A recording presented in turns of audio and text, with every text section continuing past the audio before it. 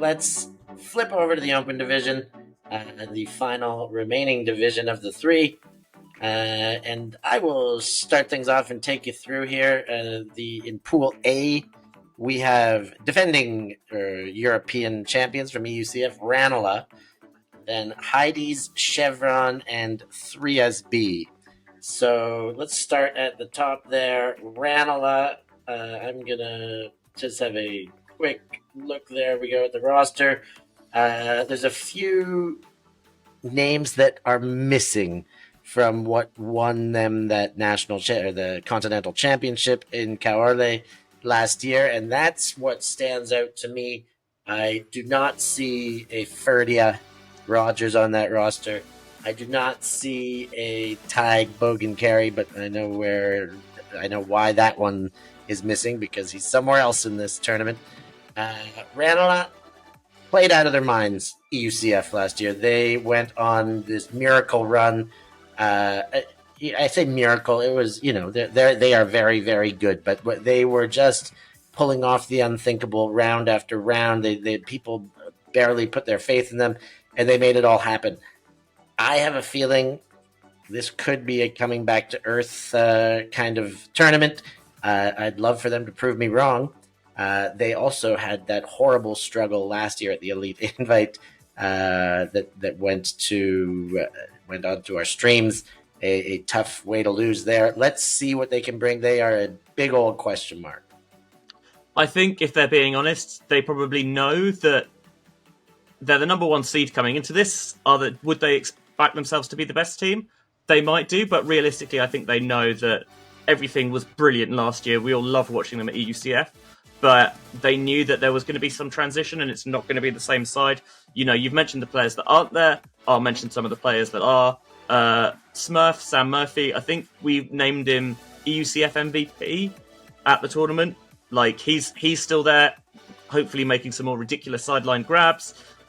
Excited to see Dean McCreary again continue to escalate at speed. I imagine with Mullet in tow as well, but they don't have the same players, and B, they've not necessarily replaced them either. They're quite a short roster out in Bern. So we've mentioned that it's not the most intensive schedule necessarily, but when you're playing against teams that have, at least 7 extra people or whatever at that high intensity, that can be a struggle. No, absolutely, Benji. I think exactly that. You're pointing out the kind of the size of this roster, the fact that they're, coming into that first seed for the Elite Invite. It's a massive privilege to be kind of starting in that spot, but I don't think we'll see them with that kind of seed at the end. I don't think we'll see them kind of advancing to the finals, just because it's a really tough division to have to play through. As you say, just kind of, having to re-emerge, re-put yourselves together, losing those kind of, connections through and some of the big talismanic leaders. But they will play pretty well. I mean, I still really enjoyed watching a couple of their players. Tom's Tawney, Rory Keogh hung tough for Reading Ultimate in the second division at Tom's Tawney in Open. So they definitely still have some really talented people. It's just a case of, I think there'll be a couple of chinks in the armour that other teams will be able to expose. Let's keep moving through the division then here. We've got Heidees up next. And speaking of playing, punching above their weight, they did much of the same at EUCF last time, won that thriller of a game in the local derby, if you will, the German quarterfinal, knocking off the favorites, Wall City, who were a bit more expected to get through. Knocked them off and then, lost a couple in a row and ended up with a fourth place finish, but a semifinal feature, a heck of a match. I am certain they had a handful of international pickups on that team. This time it looks like a very German roster, a bit more homegrown here. They are, again, I think they had their best ever performance there in Caorle, and they'll be trying to meet that same performance now. They'll do everything they can. I know Simon Shear is one of the players who's been up and coming for a while now. I saw him back at the Bologna camps that Davide was running. 2 years ago in Bologna, and he was a player to watch in the camps. And the more I see him on the field, the more he is becoming a force on that team. Did great things in their wins in Caorle. But yes, they're going to be fighting to maintain seed here in the Elite Invite. Yeah, they do have a couple of kind of, non-OG German players on. One of my favourite names, I have to say, when I was looking at through the rosters, there's a chap called Philip Kitchen, who is on the Heidees roster. He's currently living in Berlin, but he played for Austria back in the days, a long-time junior player with the under-17s, under-20 and under-24s division. And I think there is a sneaky, hold on, let me have a look.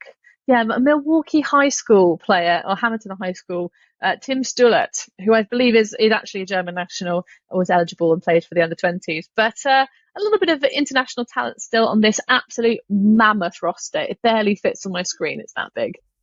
They can trot numerous strong athletes out there, point after point. There's a lot of good young talent, and also the ageless Hans Tiro, who has been at the top level of European Ultimate for God knows how long, and will probably be there for God knows how much longer. Moving along, Chevron Action Flash, one of the greatest names in the history of Ultimate. They have been the bridesmaid for too many years in a row in the UK, but they come into the European competitions and they are always a force to be reckoned with. I tend not to consider them as title contenders for most of their tournaments, but they are a team that can beat title contenders anywhere along the way. Again, I would love for them to prove me wrong here. They have got some exceptional talent across their roster. I look to Rollo Sachs-Dixon at first as one of the players he's very difficult to miss. A big unit out there, great thrower, but incredible receiver. He gets up big, a tough man to defend. I've seen him do exceptional things in the mixed division for GB, and of course been doing it for years for Chevron. And of course, the other that I wanted to highlight before we pass it on is Matt Bevan, who I loved his interactions with Davide at EUCF last year. Those two, they get on so well together. But a ageless wonder. He's a great voice for that team. I think he gives them a lot of confidence. He sticks around. He's been sticking around there forever, and is a great anchor for their offense. So, yeah, I mean, look out for Chevron. They can beat anyone, and if they can just beat anyone enough times, they can be a contender. But we're looking for them to make that happen. Yeah, one thing Chevron have done really well is that they've brought a lot of young players through their system. You know, even if they're not getting a huge number of minutes in their first few seasons, they integrate them well. It's partly because Bevan's involved a lot in schools coaching as well, so he's kind of bringing players through and then slowly making them step up to Chevron. But you're right, in the UK, they've always kind of been the bridesmaid. Not so much so in Europe, because famously they've actually won a European Championship. But again, they've lost a few players this year. Some of them are making the switch, which shall not be named. And some of them, I guess, are probably just not here yet, but we might see them later in the season. Either way, I think Chevron, they pride themselves on their athleticism, but making the next step to, rather than just kind of being the gatekeeper to the upper echelons of European Ultimate, counting themselves kind of really as a consistent semi-final contender. I would genuinely love to see it, but they need to play well for it. They're not a side that can kind of be off it, I think, and still get there. They have to play well to make it. I think that's a greater point in general, though, Benji. The fact that actually, with the quality of the field, there's no gimmies at the Elite Invite. It's a really small number of teams, a really short number of games, and it's you really do have to bring your A game right from the start. But I like Chevron Action Flash, a bit of Chevy. I like the fact that they have that, as we've already mentioned, that stick with itness. A lot of their players don't tend to, kind of flirt around with other teams quite a lot during the season. They do really have some long-standing talent. Always enjoy watching, for example, Josh Kime play. Really big like. So, certainly came through the junior division in the UK. And if they can keep their heads firmly on their shoulders in the correct orientation, they could see themselves do quite well here. Consistency is what we're looking for at a Chevron. We know they can do it one game at a time. Can they do it over the tournament? And the last seeded team in this pool is the Czech. So Benji's going to be excited, of course. 3SB Open, Fui. They are amidst the two. In fact, represented both at Vienna Spring Break as an O-line, D-line. One was Fui and one was 3SB. It is one big team here. They have been performing this season. I am very impressed with what I've seen thus far. They won the Spring Invite. They won Vienna Spring Break. They are making a habit of winning. They have not lost a game in those two tournaments. They are a force to be reckoned with. Another mammoth roster, as Hannah's pointed out a couple times. Not sure that is to a benefit in a tournament like this, but it depends on expectation management. It depends how they work that out and what everybody knows. Halanka was a flying body all over the place in Vienna. Dees got himself some great layout bids. Look out for him. Novak as well, another one of the captains, a great force in this sport, and definitely in Czech Ultimate. And Pavel Pelikan is the last member I'd like to put a highlight on, but he was everywhere in Vienna, getting a lot of disc and really bringing the offense together around him with what he's doing. What do you guys think of 3SB? So you mentioned they were unbeaten at Vienna Spring Break. Sort of, yes, because obviously they split teams, and 3SB, which was the D-line, I think, did drop one game in the semi-final to Foy, which was the O-line. Oh, yes. So, they've just been kind of knocking all comers apart, really, at the first couple of tournaments of the year. They have been phenomenal. The athleticism was on full display in that final against Fab at Vienna Spring Break. I mean, Fab were a decent team, but they just absolutely flattened them. It was quite something to see. I think this potentially is the year that they make the jump, and I think the early season has shown that already. Like snatching one of those, the bid at Spring Invite in Padova, they're playing with house money for the rest of the season now, essentially, all the way up until EUCF. They've qualified, so now they don't have to worry about, we've still got to make sure they can tinker around with things, they can fine-tune, so they can make sure that when they get to it, right at the crunch end of the season, they are in peak form.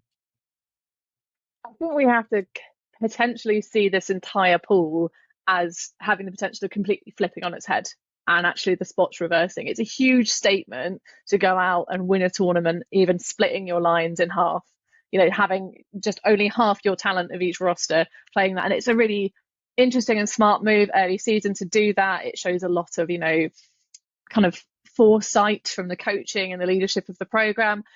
But we talk often about the leg game in the Open division and the quads game, but Halanka, he actually has some of the biggest calves going, and he can deadlift over 200 kilometers. He can lift over 200 kilometers. Holy hell! I don't know. It depends how far you pull the things up and put them down again, right? No, he can deadlift 200 kilos. Right. So that's a lot? About the calf power.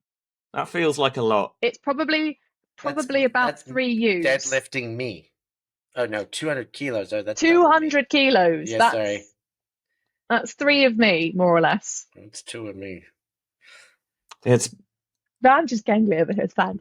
Yeah, I was going to say. I don't have your powerful chest, Stefan. Yes. We'll see about it's where that. the boom comes from. Yes. Let's. So as good as that first division is, 3SB were very impressed with the others. We're looking to see what they're going to bring. How about this next division? This is, if I've ever seen a pool of death in Europe, this is it. Because this is just absolute insanity coming up next. The Pool B in the Open Division, Clapham, not bad. Lafota, not bad. Mooncatchers, not bad. And Wall City, champions of Elite Invite last time of asking. Wow, this is going to be the pool play we're going to see out of this division. I can't wait, really. But I don't know how to pick them here. I don't know how to pick them. Let's get started here at the top. Clapham, perennial champs in everything they do. They've got knocked off a couple times in the last few years in Europe. Lafota got them once. They took it back. Ranelagh got them last year. They're going to be looking to take it back. Most certainly. They do not like losing. They're good at not losing, hence winning. Roster is another mammoth. A lot of familiar names. And then there's a few new names that pop out that are not making them any worse. We'll say that. I did talk about Tadhg Bogan-Carey, so I will mention this is where he's landed. He's playing for Clapham. That's not going to make him, of course, who else? He's going to have to send somebody else to the sidelines to lay out for his slightly overthrown backhands without having Sam Murphy. But he's got a few candidates here on Clapham as well. So I'll let you guys get into the rest here of Clapham. But yeah, an outfit never to be underestimated. It's just, they announced kind of their roster for the season on Instagram, and there's 30 plus players on there, so you will not necessarily see the same people at every tournament, but they just continue to recruit strength in depth really from all over the UK, as you kind of expect from the top program. You do attract talent. People are willing to make that extra commitment, come a bit further in order to make the jump to play with you. Like, just looking at some of the new names on the roster this year, we're familiar with Andy Hillman, who's kind of the mastermind defensively. His brother Dan, who was really impressive last year for Deep Space, he's making the jump over. I'm really excited to see that Harry Ogden is going to be playing with them this year, as well as being just a really nice guy. He's been kind of developing as ultimate for the past few years, coming up through Sussex. So obviously, I'll always hold a candle for those guys as well. Josh East is jumping over from Chevy, kind of crossing that divide there. But they just continue to recruit in depth. And while for GB, they've been shown to be not quite, imperfect in the early season. The question is it going to be the same thing for Clapham, or are they just a different beast once they put the bullfrog on? I think a trick with the Tom's Tourney kind of defeat for GB Open, and we mentioned it, I think, in the opener, was the fact that they were just sort of on cruise control through that tournament. It didn't really seem like they were tested. I think perhaps, being in the pool of doom at the Elite Invite is going to give them that kind of, they have to come out of the blocks firing. They can't afford to be in any way or shape or form sloppy. It's going to have to, put it all together from the get-go. And I think that will be a different sort of rhythm of the tournament. We won't necessarily see this kind of that same, oh, we're just beating this team. For some of the opponents that they faced in that when they were in the kind of, I know it's not literal GB Open or Clapham. There are definitely some players that are not, but for the individuals that were on that team, certainly, that's how it felt. I know for a lot of the opponents for GB Open, they were just zing to score, at least 1 point on them and not get bageled.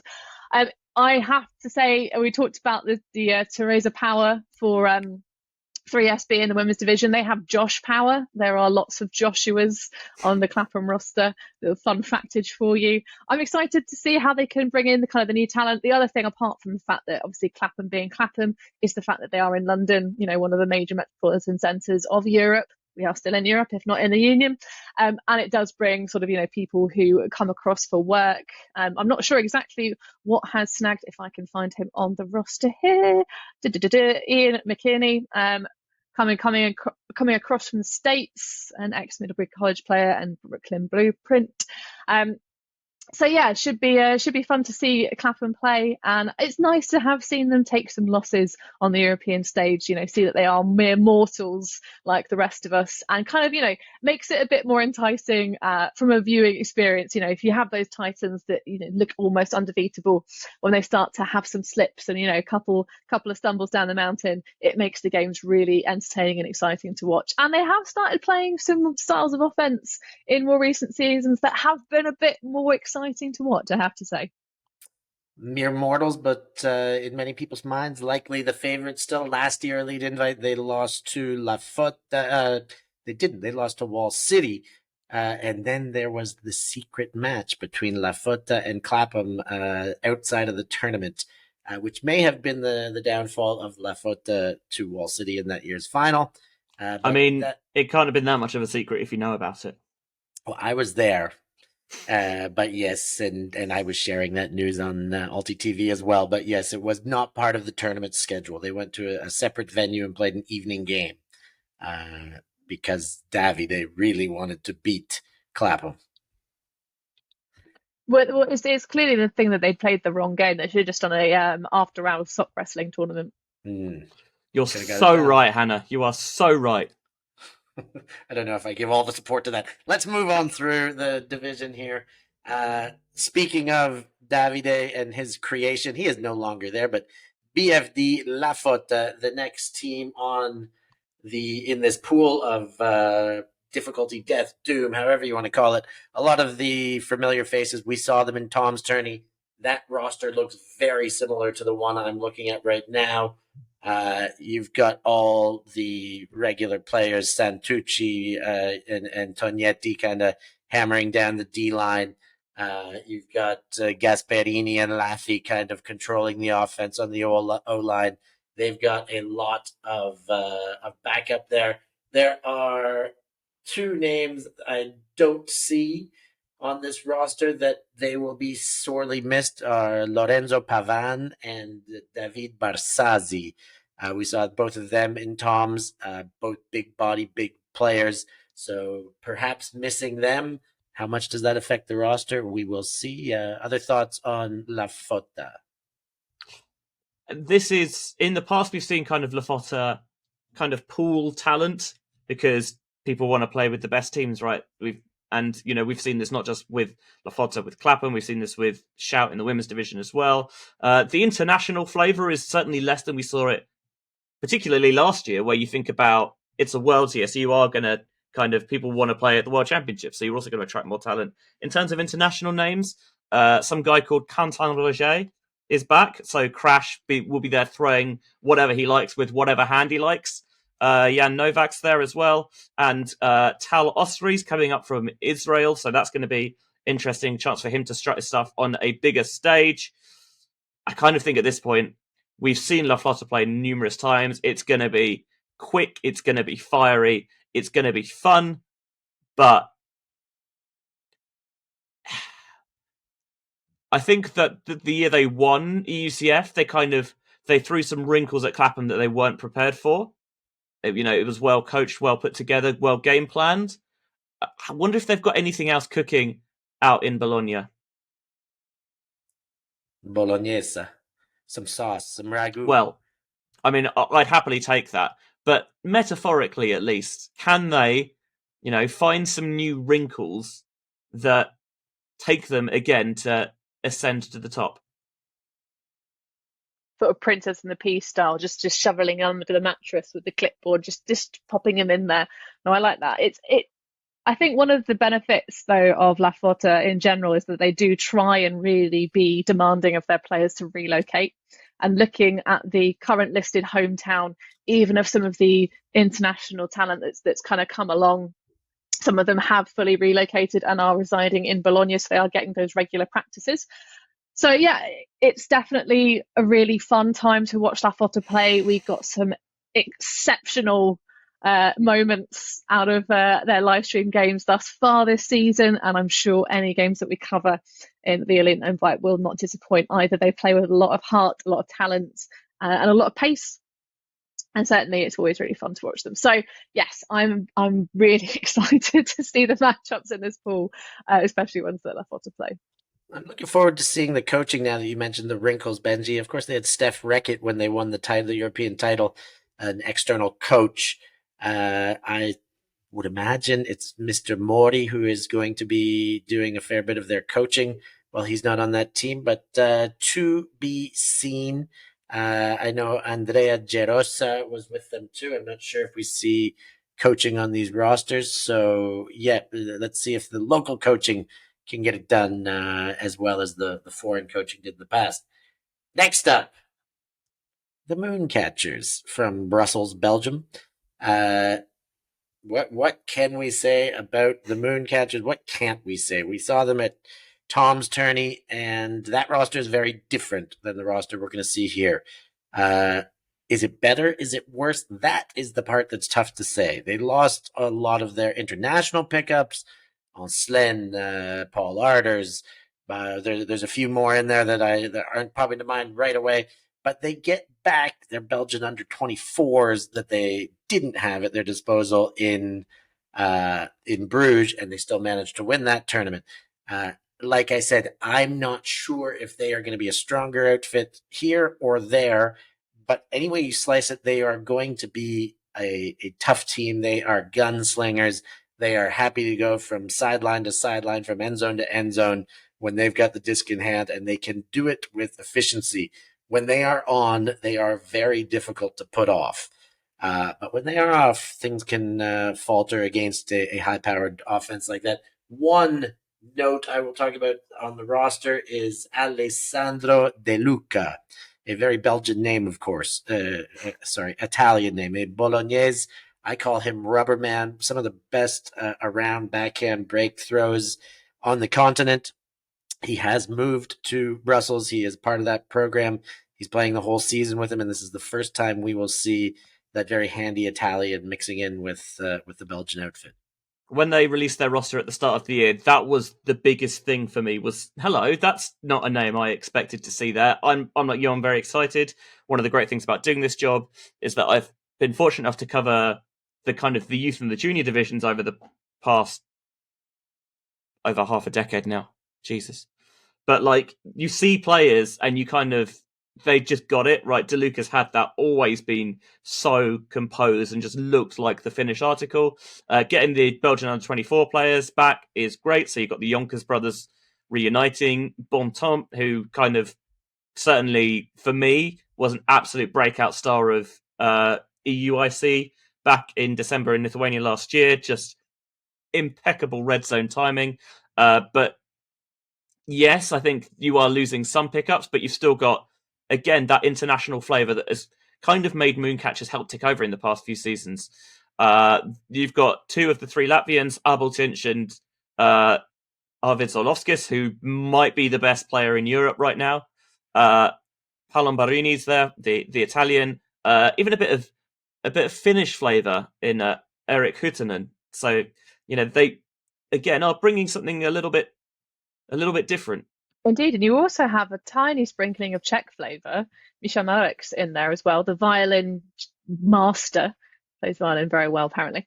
Interesting. Yeah, it's going to be really fun. I think it's a really interesting argument to say, do the players they've lost hurt more than the players that they've gained from the under 24s division? I think it's just a really, time will tell kind of thing. I think probably they'll lose a lot of talent in the backspace for the chap, the American chap, Paul Arders. Paul Arders. There we go. So I'll redo that. I think they'll lose a lot of power in the backspace from Paul Arders going back to the US. He actually came across because of the fact that he could have a double header of European action, playing Kopatanga and Tom's Tourney, really enjoying the atmosphere over here. But he's returned to the States and was a real kind of anchor when they got in trouble for some of the kind of championship bracket play games at Tom's Tourney. So yeah, I think this could be a really, really fun one. Bontemps is really impressive to watch. Had a bit, as you say, Benji, a breakout season last year, and I think that will translate quite well to the small ball space at playing in the outdoors format. So yeah, I think this could go either way, but they definitely have a lot of talent on their roster, and it's going to be really interesting to see at this stage in the season what they can achieve. For those of you playing at home, the roster comparison, the one name left off with Walt Janssen, is Walt Gael and Paul Arders are three pretty handy names that won't be there. And of course, the others that we mentioned will be he wasn't. One other thing is that although I think he was playing Belgium U24 at Tom's, Dan Desmarais was big for them last season. He's also not on the roster for Elite Invite, presumably because he helped Jet Set qualify for EUCF out of the spring invite in Leuven. Indeed, he's going back to his home team. Excellent. So Mooncatchers, Lafota, Clapham to round out the group. We've got ourselves Wall City, the champions of this tournament last time around. They are a different looking roster, but they look very strong. They look much stronger than they did a few weeks ago in Bruges. they have got a few names on this roster that stands out. The one I call Quadzilla is Conrad Schlor on that roster. We certainly hope to see him there. And again, this is a team that I will maybe liken to what I said about Chevron now, where they can beat any team in this roster. In this tournament, can they show the consistency? They've got enough firepower to take it to anyone in this tournament, but with the depth in this pool, with their finish at EUCF last year kind of faltering just at the end, they're going to need to. This is prime platform to prove themselves as being right back in that elite conversation, but they're going to have their hands full. Yeah, coming in so far down the standings, having actually won the show last season, it's if they can find that same magic formula, same secret stuff in their water bottles, which is a Space Jam reference. No funny business. I got it. Don't worry. but not everyone might, Benji. But certainly, I think knowing that Wall City's goals for the season are pretty much split in half, they're not looking to peak this early. They are looking to just, use this time, that early season, with a bit more kind of development, enrolling the new faces on their roster properly into the fold. I think they'd certainly have the talent to give some good challenge to the top side of this pool. I don't see them winning as the bookmakers would have it. On paper, I think they probably will sit at the bottom of this pool when it all is said and done. However, anything could happen. They certainly have the resources, if they can allocate them correctly, to really do some damage to some of the bigger teams in this group. Yeah, like they're retaining a lot of the key players from last campaign. Obviously, we've mentioned Schlur. He's declined to give his real name on the roster, but unfortunately, Danger, we know what it is. It's Jakob Diekman, so unlucky. The kind of the Americans have been part of their long-term leadership. Gaffney and Kay are back as well. And they've picked up another American, Ned Garvey, who we've seen play a lot with Salas Bills. Obviously, there's no Latvians at this tournament, and I think he's now based in Berlin, actually. So he's making the trip over to play with Wall City. So it'll be interesting to see him fit into a new system, and as well, just always good to chat with him. One of the most interesting people I've ever talked to. Just what a life he's lived. The narwhal. Absolutely. Yeah. It honestly, it completely passed me by the fact that he's down on the roster as Edward and not Ned. I know, right? I double took as well. And I'm always going to shout out ULTI.TV's own Yoel Ben Joseph as well. Absolutely, and I suppose there might be a connection potentially. Vladislav Basov, very, very good at defense. I feel Real 5, Midnight Cobras on the beach. He is a very handy, very, very handy addition. I feel like Wall City's strength is probably rather than being like that offensive, machine, like where they're so clinical. I feel like for them, it's about the defense. They create matchup opportunities they create turnovers. Are they able to do that consistently enough, and can their O-line hold up their end of the bargain? Yeah, and when you play that style where you are really focusing on, as you say, creating opportunities for bids and such, you kind of get into that feisty mentality where actually your O-line also can be fired up. So when things are perhaps not the slickest, not the most, regimented system-based offense, if you have to bid to make a redeeming play on something, you're kind of already in that motion, already in that level of intensity. And I think Wall City are one of the teams that vibes off intensity. They're not they are controlled with the disc, but they don't necessarily need to be super on the level and finesse everything. I think they can, sort of play a little bit down and dirty when they need to. Well, that is a wrap for our all 3 divisions, all 6 pools. Of course, we're expecting that you are all patrons, and if you're not, you're becoming one right now, so you can stick with us as we get into our predictions.